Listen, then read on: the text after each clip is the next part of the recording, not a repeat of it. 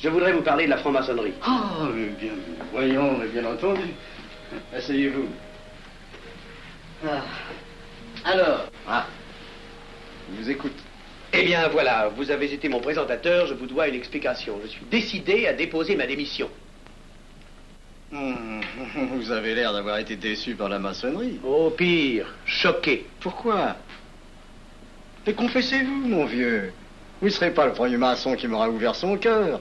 Qu'est-ce qu'on vous a fait? Mais à moi, personnellement, rien. Mais je trouve ce milieu maçonnique... pourri d'arrivistes écœurants. Je vous l'accorde. Ah, ben, je ne vous le fais pas dire. Oh, croyez-vous que je sois dupe? Ben, alors je ne comprends pas.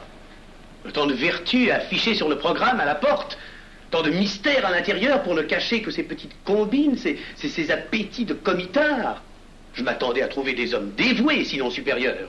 Au lieu de ça, je n'ai rencontré que des quémandeurs de bureaux de tabac ou de décoration. Ou alors des fripouilles qui cherchaient à m'utiliser pour échapper à des condamnations. En dehors d'eux, des phraseurs, des sectaires, ignorant tout, ne connaissant rien de l'histoire de leur pays, rien de l'histoire du monde, rien de la politique, rien de la philosophie, rien. Ah, des cerveaux vides, mais des dents longues et des langues folles. Et c'est cela qui gouverne la France. Quel grade avez-vous maintenant? J'ai été initié à la maîtrise il y a peu de temps.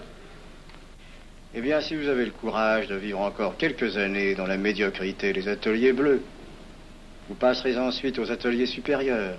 C'est mieux? C'est autre chose. Voyons, vous êtes 33e, n'est-ce pas? C'est le grade le plus haut dans la maçonnerie. Mon petit Avenel, je vais vous révéler, quoique je ne le doive pas, ces fameux secrets maçonniques dont on fait tant de mystères. En maçonnerie, on cache tout aux petites gens. En bas, vous ne savez rien. En haut, vous commencez à voir un peu plus clair dans le jeu mondial. Moi-même, je ne suis pas totalement éclairé sur les intentions des dirigeants de notre ordre. Et quand je dis dirigeants, je me trompe. Il n'y a pas de chef chez nous. Il n'y a que des exécutants. Je suis un pion sur un échiquier, j'accomplis une fonction. Je reçois des messages. J'obéis. Je transmets. J'agis. Mais qui dirige? Personne.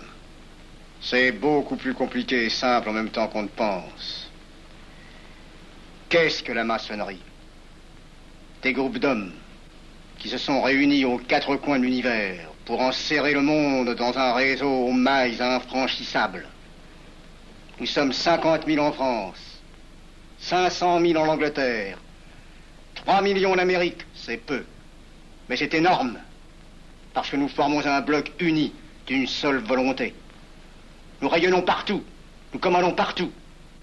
Ici, 300 parlementaires sont francs-maçons. En Angleterre, le roi fait partie de notre ordre. Aux États-Unis, le président est 32e. Il n'y a pas un pays où nous n'ayons nos appuis secrets, nos hommes, nos banques, nos groupes dévoués. Et ceci n'est rien. Je ne vous montre là de la maçonnerie que la puissance physique.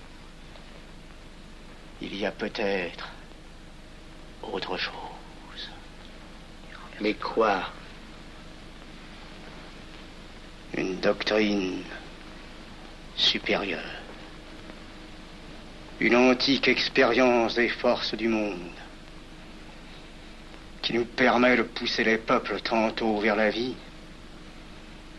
tantôt vers la mort, quand il le faut.